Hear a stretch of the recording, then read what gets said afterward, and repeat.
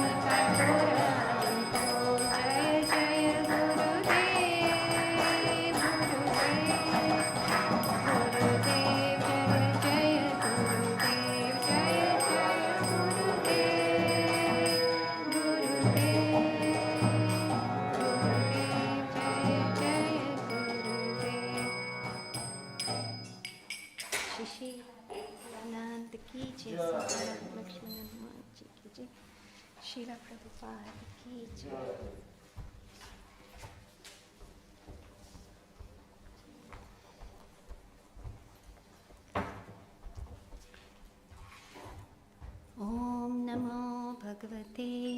Om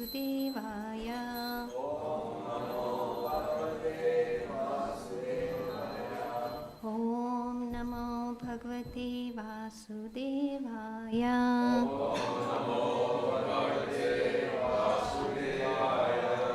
Om Namo Bhagavate Vasudevaya.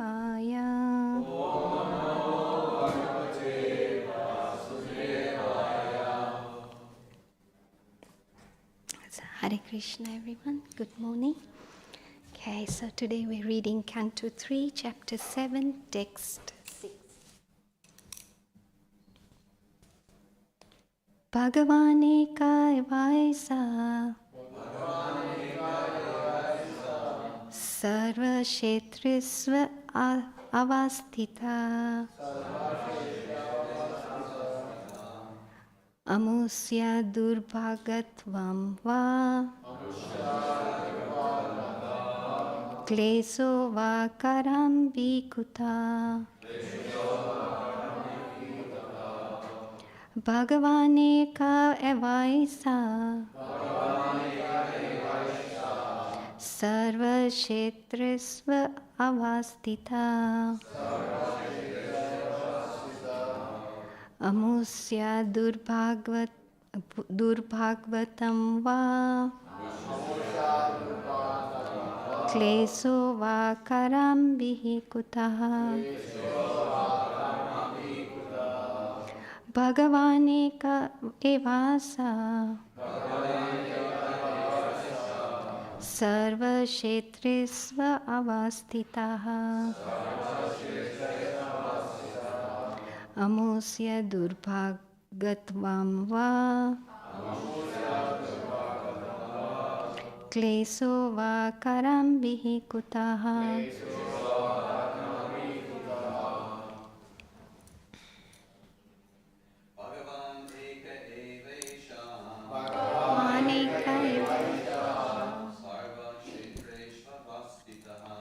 Sarva Kshetresva Avastita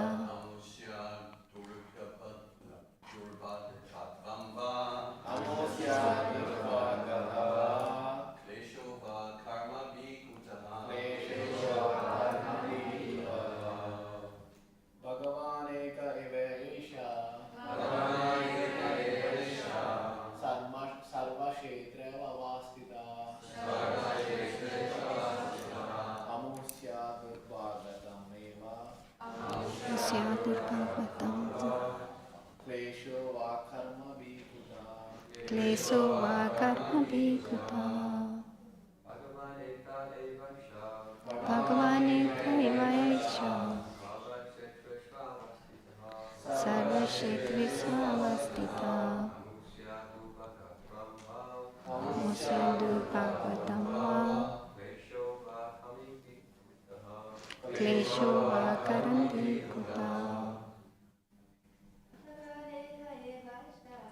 Bhagavane Kaivaisha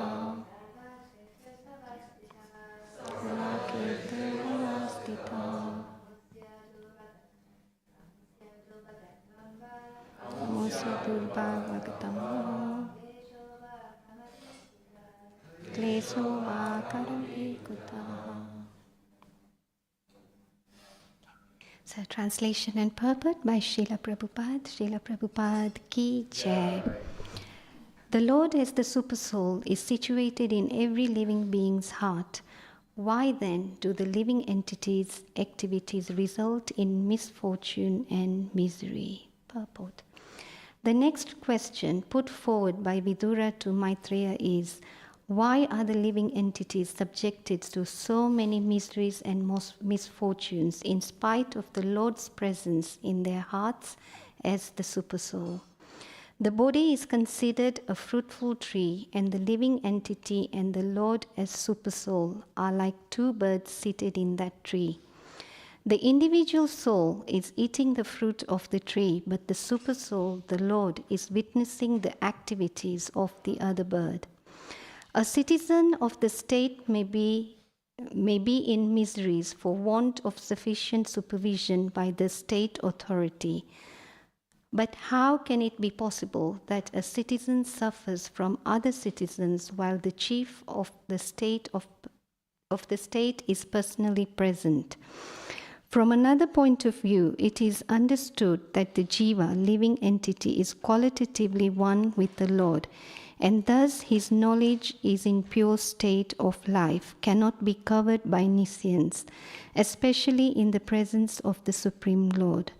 How then does the living entity become subjected to ignorance and covered by the influence of Maya? The Lord is the Father and Protector of every living entity, and He is known as the Bhuta Brit, or the maintainer of the living entities. Why then should the living entity be subjected to so many sufferings and misfortunes? It should not be so, but actually we see that it happens everywhere. The question is therefore put forward by Vidura for solution. Om Jnana-timirandasya Jnananjana Shalakaya Chakshuron Militam Yena Tasmai Shri Guruve Namaha Shri Chaitanya Manobishtam Stapitam Yena Bhutale Swayam Rupa Kadamayam Dadati Swapadantikam Vandeyam Shri Guru Shri Yuta Padakamalam Shri Guru Vaishnavamscha Shri Rupam Sagrachatam Sagana Raghunatam Vitam Tam Sajivam Sadvaitam Sadbhutam Parijana Sahitam Krishna Chaitanya Devam Shri Radha Krishna Padan Sagana Lalita Shri Vishakam Vitamscha He Krishna Karuna Sindhu Dina Bandhu Jagatpate Gopesha Gopika Kanta Radha Kanta Namostute Tapta Kanchana Gaurangi Radhe Vrindavaneshwari Vrishabhanu Sute Devi Prananami Hari Priye Vancha Kalpatarubhyascha Kripa Sindhubhya Evacha Patitanam Pavanebhyo Vaishnavebhyo Namo Namaha Shri Krishna Chaitanya Prabhu Nityananda Shri Advaita Gadadhara Shivasadi Gaur Bhakta Vrinda Hare Krishna Krishna Krishna Hare Hare Hare Rama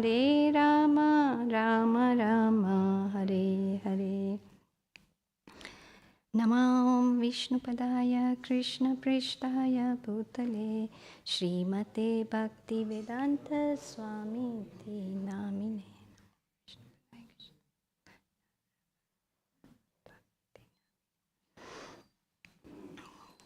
Okay, Hare Krishna everyone.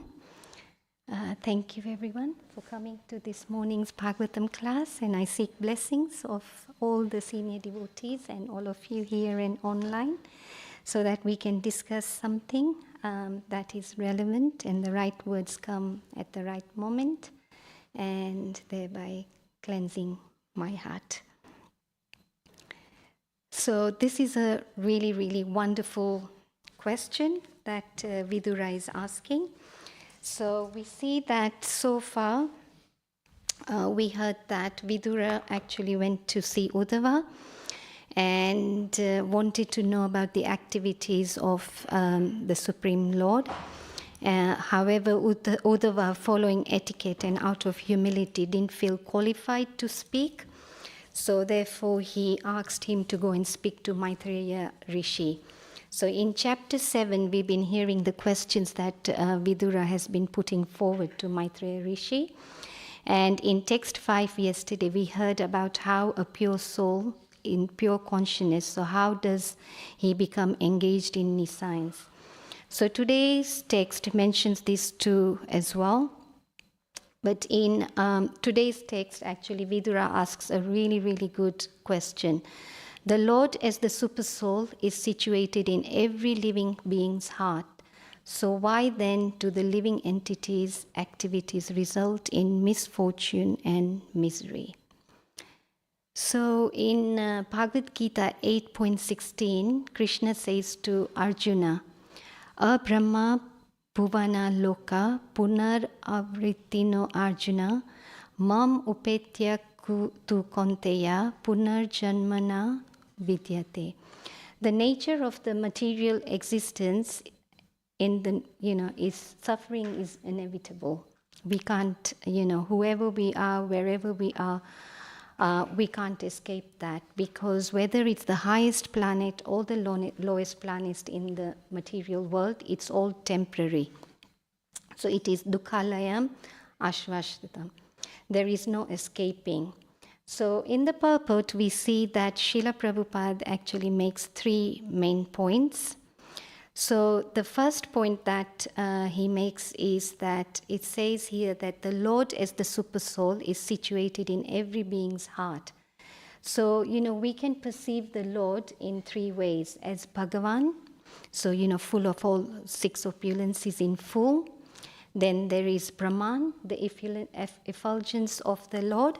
And then there's Paramatma, who is in everyone's heart.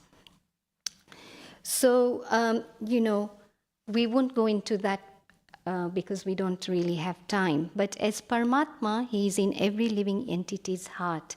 So, Ishvara Sarva Bhutanam Hridayase Arjuna Tishtati. So, the Supreme Being is situated in everyone's heart, O Arjuna. This is what Krishna is saying to Arjuna. Now, isn't it amazing that, the Supreme Personality is actually in every living being's heart?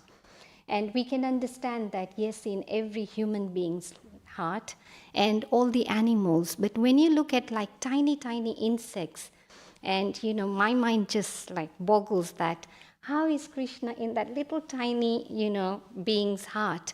In the Bhagavad Gita, it gives a description that, the top bit of your thumb, he's that big. And I wonder, those tiny little insects, how big their thumb might be and how little, the Paramatma might be. So it's just really inconceivable for us to even understand about this. And here, Srila Prabhupada uses the example to help us understand the relationship between the soul and the supersoul. Supersoul, that's Paramatma, by the 2 birds on a branch. This is one of my favorite examples. When I used to teach children, we would talk about how the 2 birds are best of friends. And, one of the friends has turned their face away. So the soul has actually turned away from the Paramatma, and the Paramatma is just waiting and waiting, like how we wait for our friends. Paramatma is just waiting for us to turn back. And like the children actually used to write wonderful poems about friendship. The Paramatma is actually our oldest friends. In this world, we make friends. Friendships come and go, but actually the Paramatma is our oldest friend. We've known him eternally. He's been there. And he's our well-wisher eternally as well. So, he's just sitting there witnessing. So, we think that we've come here, we are enjoying, but he's just witnessing whatever we are doing. And I used to say to the children that, when you think there's nobody in the class and, you want to do something naughty, be aware there is somebody who's watching you. And they used to be like, oh my God, somebody's still watching us. So, he's just watching us. So, Vidura's question is that if he's our best friend, how is it possible in his presence we are all suffering? Srila Prabhupada, he was traveling from, I think, California to Berkeley, and the pilot actually asked Srila Prabhupada that if God exists, then, why is everyone suffering? Why is there suffering in this world? And Srila Prabhupada gave the analogy of the sun. So, if we are facing the sun, so the sun doesn't have any shadows and it's just emanating light. If we are facing the sun, we will not be able to see our shadow. But as soon as we turn around and the sun is behind us, then you will be able to see the shadow. So, we have actually turned away from Krishna. So, and the second point that Srila Prabhupada makes here is that the jiva is qualitatively one with the Lord, and so is the part and parcel of the Lord. So, we have the same qualities, but not in quantity. So, for example, if God is the gold mine, then we are a bar of gold. So, the gold is gold, but in quantity, there is less. So then, if we are pure souls, then how, as pure souls, have we come under nescience? So, if God is pure and we are pure, then how have we come under this illusion? Yesterday, Taruna Krishna Prabhu explained very nicely about this. So we won't really go into this much, but once upon a time, we were all in spiritual world, living with Krishna, living with the Lord. But just for one split second, we had this idea that we want to enjoy separately. And in that split second, Krishna is so kind that he's given us this facility. So he has said, fine, if you want to enjoy, I'll give you a wonderful, beautiful world. When we look at the world, in some ways, it's beautiful, isn't it? When you look at the nature, the mountains, the flowers, it's a wonderful, beautiful place that he's given us. And he said, fine, you go and enjoy. You want to be the boss, then go for it. But, when we've come here, we've all come under the influence of the modes of material nature and under Maya's influence. So in the Bhagavad Gita, Krishna says, Mamevam so jiva loka jiva bhuta sanatana. So we see that the living entities in this conditioned world are my eternal fragmental parts. But due to conditioned life, they are struggling very hard with the 6 senses, which include the mind.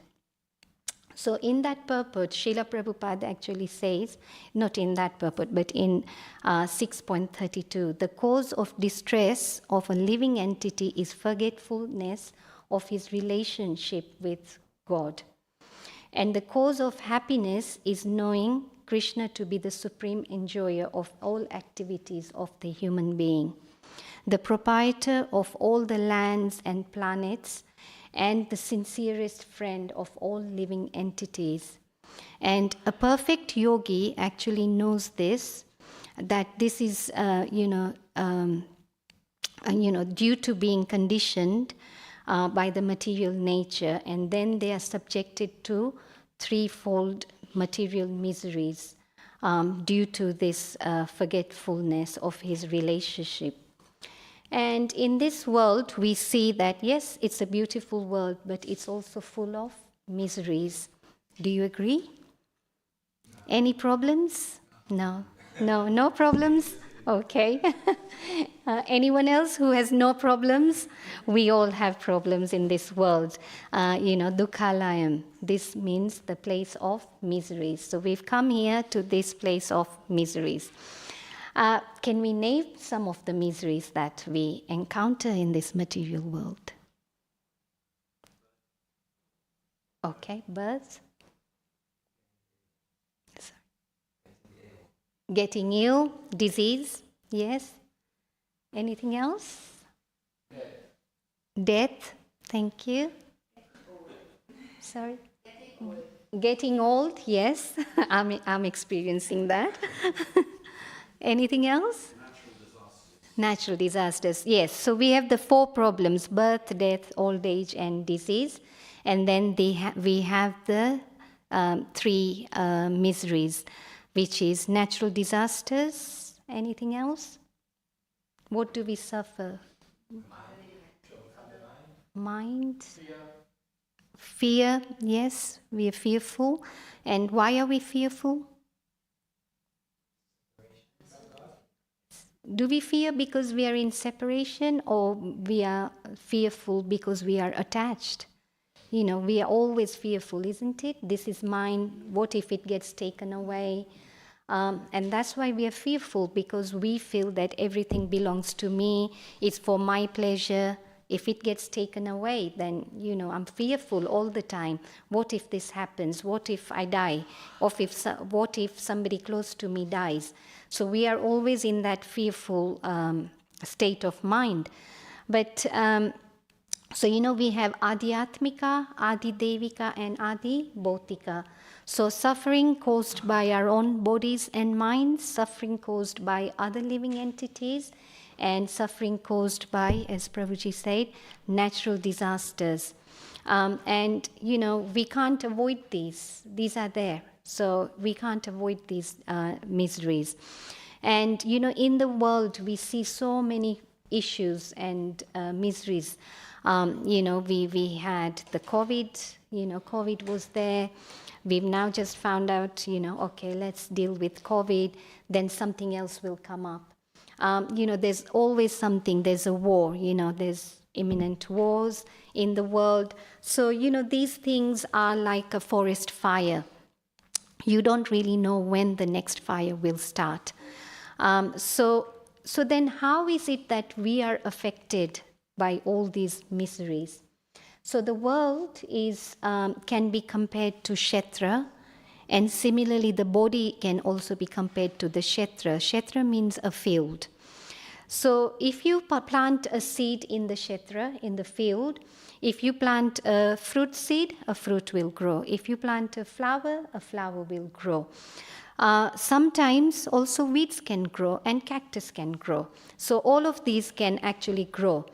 So, your body is a field which produces whichever seed you sow. So if you sow pious seeds, then pious things will grow. Impious, then impious results will come. But we are continually planting, we are sowing, continually we are doing this. And over time, they mature. So, some plants will grow very quickly. You water it every day, it grows very quickly. And some plants take a long time, like the bamboo. The bamboo, it takes a long, long time to grow. I think probably a year or even more. And you water and you think, well, nothing's happening. But then suddenly it starts growing. So like that, whatever you're sowing, some might take long time to sow. And also, just like you've got your farm, or you've got your garden, or you've got your plot where you're sowing these plants, our Kshetra is also limited. So, there is a boundary. We don't go and start planting in our neighbor's garden. We only plant in our own garden. So there is a boundary. So, the jiva can't go beyond that. So, we get suffering accordingly. According to what we have planted, we get that suffering. And then there are the three doers. Anyone know who the doers are? The three doers. Sorry. Material nature, yes. The super soul and the soul. We are the doer as well. So we as a soul, we have so many desires. We've come to this material world. Our senses are used to enjoy. We have so many desires. And so, we put forward our desire, and the super soul then sanctions whether we deserve or we don't. And then the material energy facilitates. And, so we have been given this body according to our past desires. So in our past lives, we must have desired something, and then accordingly, we've been given this body. And then we are trying to enjoy and fulfill our desires. So, we might be qualitatively same, But the difference is that we have come under illusion. So that we think that we are the body, not the soul. So that is our illusion. And with that body, we are trying to enjoy.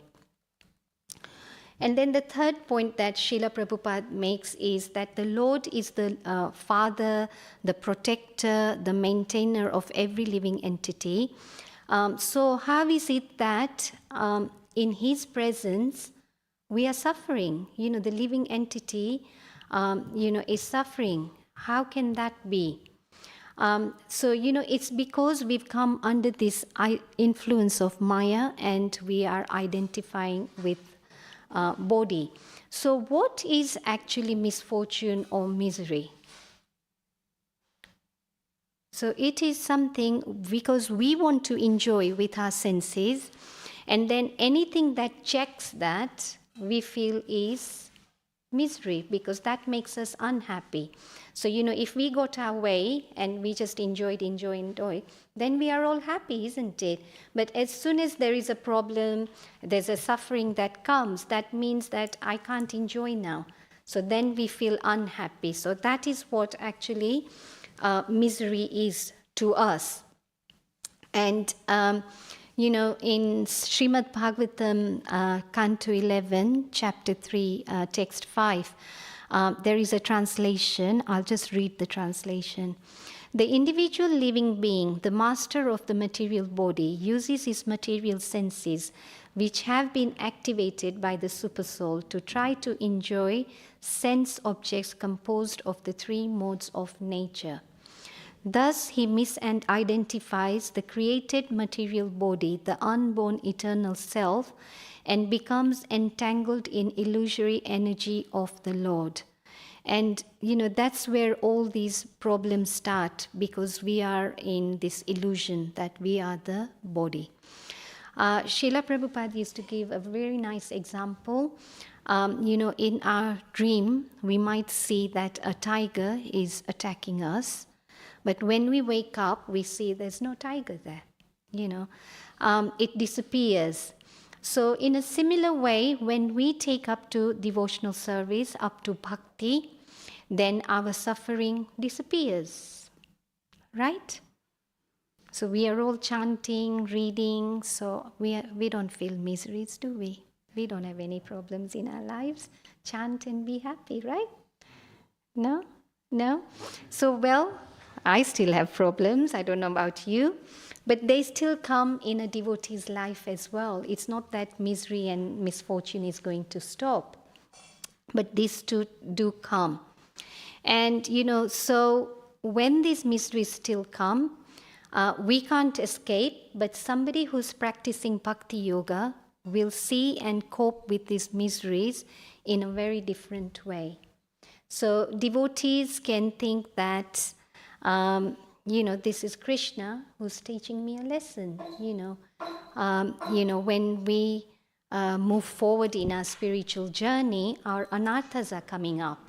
So Krishna, Shri Shri Radha Gokulanand ki jai, Sitaram Lakshman Hanuman ji ki jai, Gaur Nitai ki jai, Srila Prabhupada ki jai. So, the anarthas come up, and actually Krishna is helping us to cleanse ourselves from inside so we can move forward in a faster way.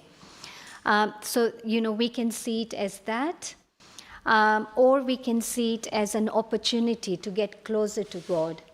So we have so many examples in the Srimad Bhagavatam where devotees actually take shelter of Krishna when miseries come. And a wonderful example is Queen Kunti and the Pandavas. So many miseries came to them. They were put under so much difficulty.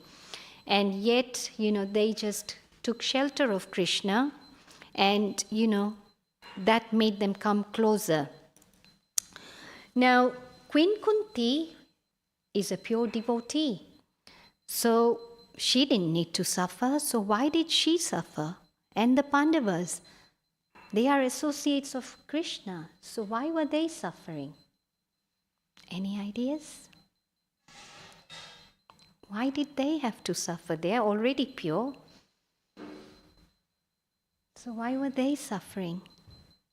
Maybe one way of maybe looking at it is that, one way of looking at it is that because this relationship between Krishna and his pure devotees, we don't fully understand. I don't anyway. But perhaps it's to show his power of deliverance. So he can deliver his devotees and say, just when you think you'll snuff out their lives or they're perishing, I will save them. And thus, there's Krishna's faithfulness. Okay. Maybe. Yes, so we can see that in Prahlad Maharaj's life. So I was going to give his example that he went through so many miseries. His father tried to kill him in so many ways. But Prahlad Maharaj took shelter of Krishna and had full faith in Krishna. And then Krishna came to save him, right? So is that what... Yeah, and Krishna also declare it boldly that my devotees never perishes. Cannot be vanquished, perished. Thank you. So, yeah. Govinda Prabhu.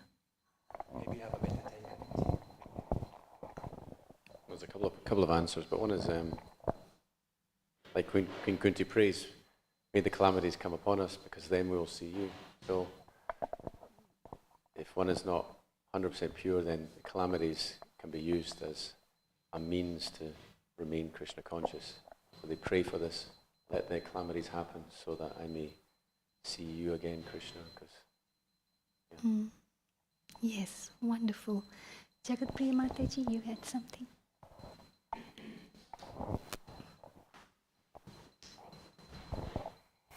Yeah, another light might be also because Krishna likes to glorify his devotees and bring out and about the devotees' wonderful qualities. Excellent. From which we can learn then how to actually progress in devotional service. So they're undergoing lots of difficulties, and these difficulties show how glorious they actually are and how they deal with them. Yes, wonderful. Thank you. Yes, Prabhuji. No, as Govinda Prabhu reflected, when one is obviously so that it's during misery that you actually remember God. Generally, people don't tend to remember God, when they are having a good time. So that's one. And secondly, I also believe by reducing your attachment, you become more stronger in your faith because then you have less obstacles. And just to give that context, even with, especially the context of the Mahabharata and the Pandavas, they also say that, misery ultimately for them is if they have the opportunity to associate with Krishna, because even amidst all this misery, they still had the association of Krishna. But when Krishna departed from this material world, that's when they actually felt even more pain. Although from a material perspective, their life was all right. So that just brings into context what misery is actually in the first place. Thank you. Thank you for wonderful answers. And yes, so all of those, and Krishna is teaching us through these devotees, glorifying those devotees. So in Canto 1.8.25, Queen Kunti does say that, I wish that all those calamities would happen again and again, so that we could see you again and again. For seeing you means that we will no longer see repeated births and deaths. So, Queen Kunti is actually asking for more suffering. Why would you do that? But she's asking so that, they would see Krishna, take shelter of Krishna again and again. And it's also to give us hope that, there is something there. If you take shelter of Krishna, he will, save you. So it's giving us hope as well. And, Queen Kunti says that these miseries are giving us the opportunity. So we need to change our perception and our consciousness. We're in Krishna consciousness. So, what is consciousness? How are we changing our consciousness? So we need to have this perception that in every situation, it is the hand of Krishna. Without him, a blade of grass doesn't move. So, Krishna is actually arranging all this, but he's arranging it to help us, progress and come closer to him.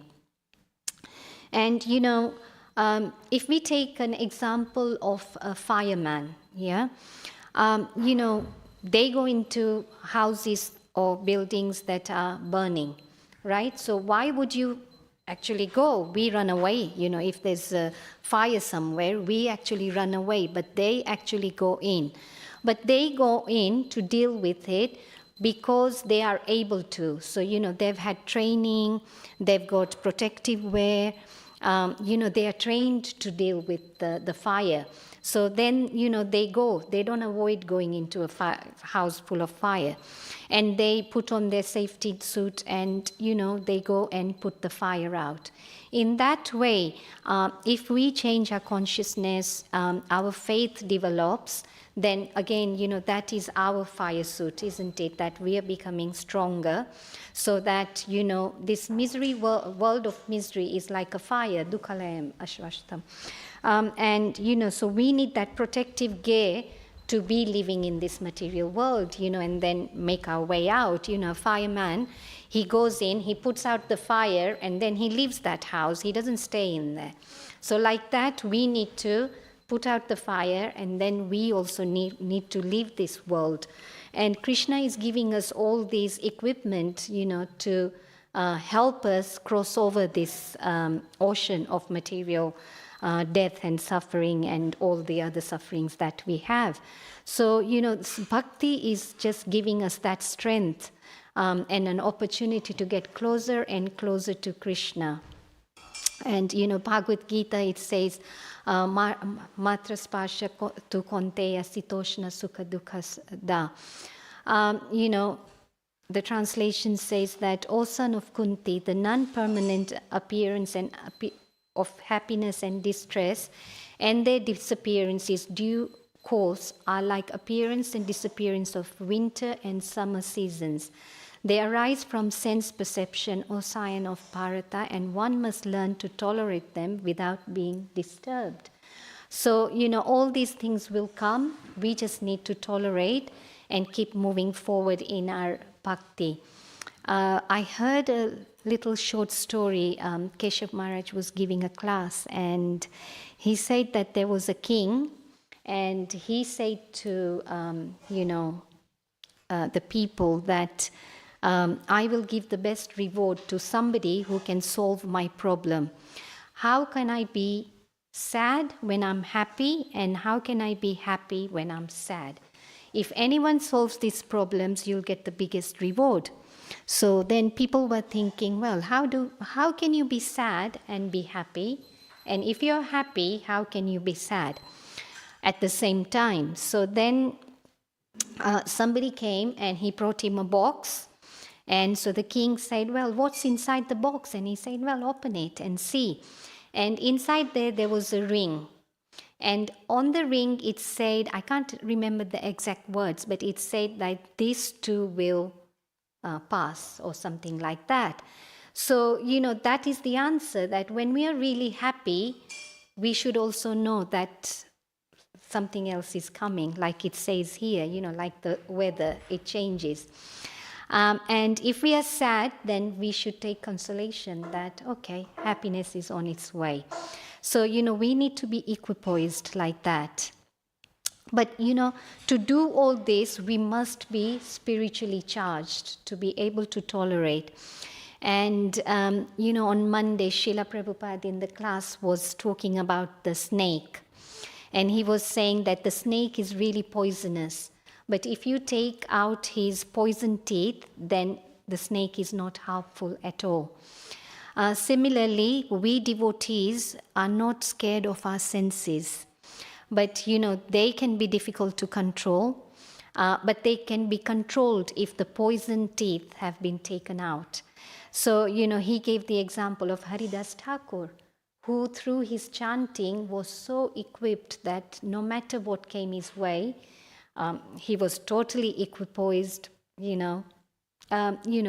didn't care about external miseries. So, we also need to be so spiritually charged that we can do this. And, Srila Prabhupada said, chant and be happy. So Hare Krishna, Krishna Krishna, Hare Hare, Hare Rama, Rama Rama, Hare Hare. So we will end here and I will open up for any reflections, corrections. Yes, Prayojan Prabhu. Thank you. It's nice that you mentioned Bhaktivedanta Thakur, because in his poems of Sharanagati, he says, I've become supremely happy, no longer knowing that I don't belong to myself. He belongs to Krishna. So he's seeing himself as really, that's his real position. We belong to Krishna in love. Thank you. Thank you. That's really wonderful. Anyone else? No? Okay, so we'll end here. Thank you very much for putting up with me. Granth-raj Srimad Bhagavatam ki jai, Srila Prabhupada ki jai, Gaur Premanande. Hare. Thank you. Hare.